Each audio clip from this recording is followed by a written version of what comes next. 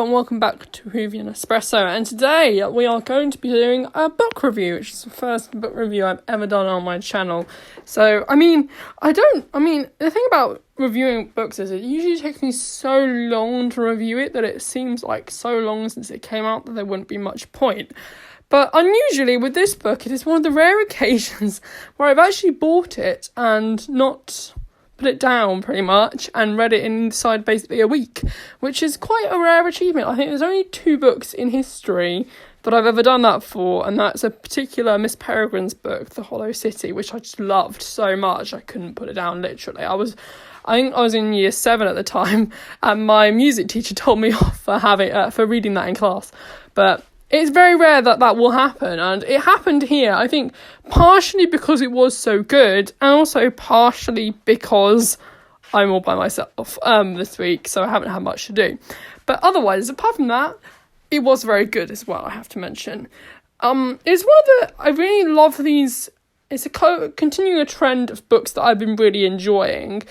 It's a sort of kind of trilogy of Scratchman, At Childhood's End, and now The Ruby's Kiss by X. Kingston. In the sense that Scratchman is written by Tom Baker, At Childhood's End is written by Sophie Aldred, and of course, as I mentioned before, Ruby's Kiss written by Alex Kingston, all of which are writing for the respective characters that they played on TV. Now, I think this adds an extra insight to the character, because putting it from the actor's perspective, someone who has played that role on TV, and in some cases for Big Finish as well. In fact, actually, for all 3 of them, I think they've continued to play them on Big Finish. I feel like they have a connection to them, which is quite different from the connection of a writer of a story, because they have lived those stories in a way. So I think you get a sense of how they would react in that situation, and I think they understand that maybe even better than the writers in some respects after playing the characters for so long. So that was one aspect about these 3 books that I really enjoyed, and often I have a tendency not to like Doctor Who novels. I think the releases they used to do with series, they used to do about 3 books with series when they're sort of used as kind of promotion. I don't think they've done them since Series 11. Series 12 didn't get one, which I thought was a bit... it's not like the fam haven't had books, but I think they are kind of, for those people who do read them, they are quite a key thing, I think. So I thought it was a bit odd that they didn't. But they are still making Doctor Who books. The Witchfinders came out, which is something to do with it, and I believe David Solomon continues to write for the fam as well. So it's not like we're lacking books. But yeah, but anyway, it doesn't bother me that much as well, because as I mentioned, those were the books that I never sort of connected with. Whereas these, I feel like I do have a connection to them. And I think that that's probably to do with that relationship that she has with the character. So apart from that deep relationship, it is also a really nice, interesting idea for a story. And it's very Stephen Moffat. I think it very much fits into the Stephen Moffat era very well. It's sort of a very time-hopping, sort of location-hopping adventure. It's a right romp, really. And I just love how they brought so many elements from the Stephen Moffat era. It's ironic because I kept listening to it with the Silence in the Library soundtrack. But, it still adds that extra layer to reading it, listening to the music from that character as well to go with it. But I loved how, obviously, it's got a strong tie to the Angels Take Manhattan, with Melody Malone being a key character in it. You've also got Amy and Rory. Oh, I probably should... There are spoilers in this video. I always forget to say spoilers. I will probably record a little spoilers thing and put it before the titles now, but because I forgot it with the Big Finish one, I'm forgetting here. But moving on, because Amy and Rory are in it, and of course, there are a few other characters. We obviously know that there is some controversy with John Barrowman. He is featured here. Well, not John Barrowman in person, but the character Captain Jack is, which I think is interesting because I do believe they're sort of excluding him from stuff like Time Fracture and Absent Friends. And it makes me interested because there was supposed to be a comic rumoured, and I still wonder if that will go ahead. I'm not overwhelmingly sure they should continue to use Captain Jack, but, it's a possibility. So, yeah, that's just something... The thing about the book is I was having a conversation with a friend about it, and they said, obviously the book was probably printed before it, so it's still up in the air, but either way, he's included in this one. I do think it was interesting how Alex Kingston used Captain Jack in this story, as I think she was, like, expecting the Doctor to turn up, and obviously they don't turn up. So I thought that was an interesting twist, because obviously we see her, like, jumping from a spaceship in the Time of the Angels, so she's clearly got that expectancy that the Doctor will always come. So I think it's funny that obviously there's a mix-up, and she obviously just sends Captain Jack as a replacement. So yeah, that is the interesting thing about Captain Jack, which I thought was quite notable given the current circumstances. But I don't know what future Captain Jack has. I'm mixed on it. I really think that the BBC needs to do a proper inquiry to it before I can make any real comment about it. But other than that was my thoughts on him purely in the book, really.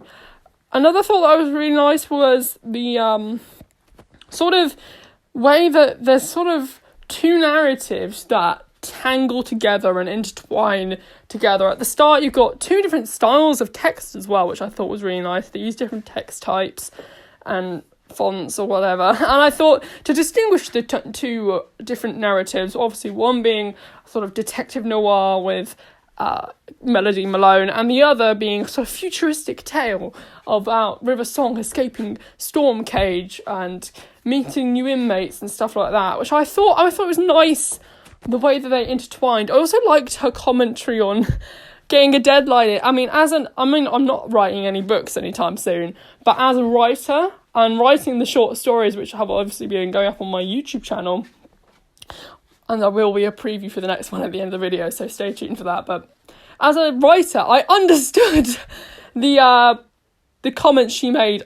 As often, people do just assume that you do nothing, and I think perhaps yes, I'm on holiday at the moment, but it is quite stressful trying to write these in and trying to get them done on time for when I'm trying to release them as well as recording them on top. So I really understood her struggle there, as well as the comments she made that was like trying to find a bit of peace and quiet, to try and write it. I got that as well, because obviously I'm in a family and I have siblings, so it's like noise everywhere, and I'm trying to write, and I just can't concentrate on writing, and people are constantly asking me questions, and I'm just like, please go away. But yeah, that's I related to those comments. They stuck out to me quite a bit. So yeah, I loved those lines, and I think Alex Kingston clearly got it from writing this book alone, or Jaqueline Rayner, who also helped with this book as well. I don't know who wrote those comments in, but I thought they were particularly amusing. Another aspect I loved was Cat Malone and having a talking cat. I am a real sucker for cats. I love them, even when they pee on my sofa, like my cat did this week. I still love them, and they mean the world to me. So to have a talking cat, particularly after there were all those rumours about a cat companion in series 11, I kind of dig River Song kind of having this cat companion, Cat Malone, and I thought it was quite sad when she died at the end. I was like, oh, that's quite sad. I'm fortunate that none of my cats have died yet, but it's a very, very hard realisation to come to at the end of the book. So, yeah, that was quite an emotional ending as well. But yeah, as I mentioned, I love how these two stories sort of divulge together, and how she's sort of trying to spot clues, because obviously there's this moment where she gets the manuscript, but obviously it's of the book, but she hasn't finished writing it, so she has to look for clues as to what's going to do with the Ruby's curse as well. So I thought that was a nice little touch as well. And then she repeats the chapter for you as well, and you have to read through it yourself looking for clues as well. So it sort of engages you in that sort of mystery aspect as well. So I really like that nice little touch as well, to sort of engage the reader a bit as well, because as you're reading it, you're actively looking through it to see what's different. At first I just thought there was an error in my book and they printed the wrong chapter again, but when you twig it, and you want to go back and read it through. So yeah, that's I thought it was a very, very, very Stephen Moffat thing to do. So she's clearly been taking classes from Steve. In many respects, actually, I was talking about a friend as well, is actually how I genuinely, because of that connection, as I mentioned, I think this is probably one of River's best stories. well, at least from her character as well.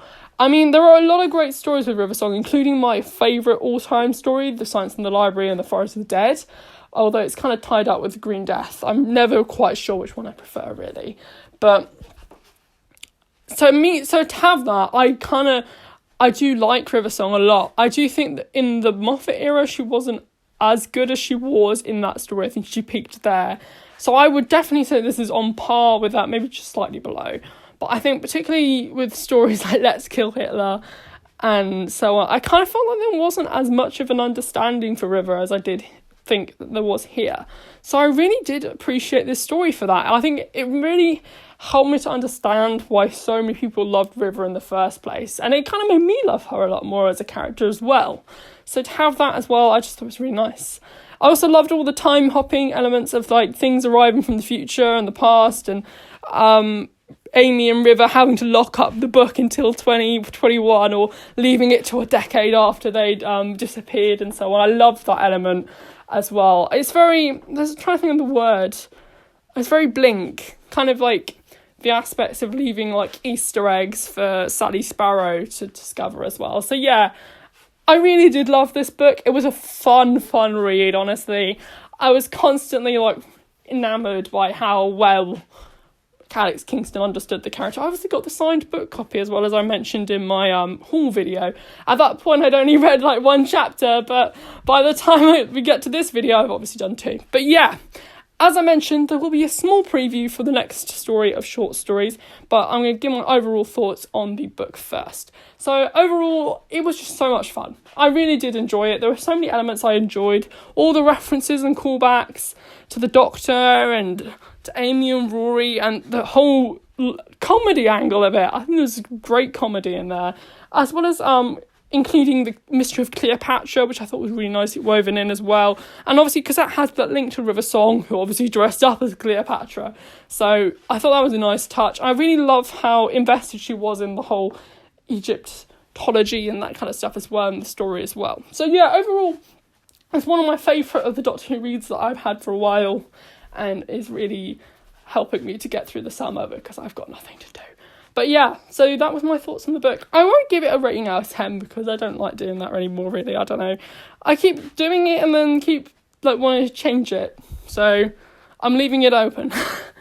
But yeah, so now I will leave you with a preview of the next episode of my Doctor Who short story series, my own sort of novel series, I guess, in a way. So very apt for this video. But this week we are going to begin a whole new adventure as the Doctor and Cassidy sort of travel to Elizabethan England, where they will discover the demons of Twarbyhurst. So I hope you enjoy this short little preview. And goodbye and thanks for watching. The horses were two knights wearing armour made of uncomfortably fitting metal, with a helmet which concealed the faces of both knights. In the middle of the two horses rode a rather pompous, weedy-looking earl. He had a rather childlike face, with swept-back hair. He was wearing a large ruff which choked his neck, keeping it upright as he looked down at the Doctor and Cassidy. They wore expensive-looking garment made of red cloth and embroidered with gold string, with patterns of flowers. His trousers reached up to his knees, and obviously had a padded codpiece. His trousers were tucked neatly into his stockings, and he wore simple black shoes. The Earl got off his horse and waved his hands about as he said, "It is I, your Earl, come to save you from these foul miscreants," he proclaimed. "You what, mate?" Cassidy interrupted. "Silence, girl, or I'll threatened the Earl, waving their silk gloves about as their voice got higher and higher, and his cheeks blushing. Cassidy found the Earl a tad ridiculous, a bit pantomime, and smirked herself as the Earl made the fool of himself. Agnes threw herself on the Earl, grabbing onto his legs. The Earl stood upright, finding this an unwanted attention incredibly awkward. "Please do not persist, Herr Peasant. Let me go," he said, hopping around frantically. The Doctor intervened, knocking the Earl over with a Venusian pinch, which caused the peasant to let go of the Earl.